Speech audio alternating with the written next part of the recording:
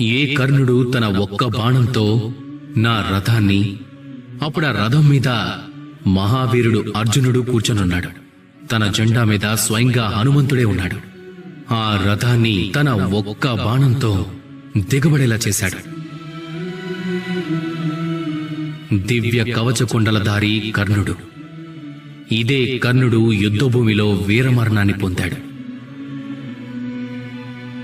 కారణం ఏమిటి? స్నేహం. దుర్యోధనుడితో స్నేహాన్ని నిలబెట్టుకోవటం కోసం తన చెడు పనులను కూడా వ్యతిరేకించలేదు. కర్ణుడు తనకు తోడుగా ఉన్నాడు. ఈ స్నేహం. ఆ రోజు ద్రౌపది వస్త్రాపహరణం జరుగుతున్నప్పుడు అప్పుడు దాన్ని ఆపడానికి బదులుగా మౌనంగా కూర్చొని చూస్తూ ఉన్నాడు. దాన్ని వ్యతిరేకించక తప్పు చేశాడు. ఇదే తప్పు కర్ణుడి యొక్క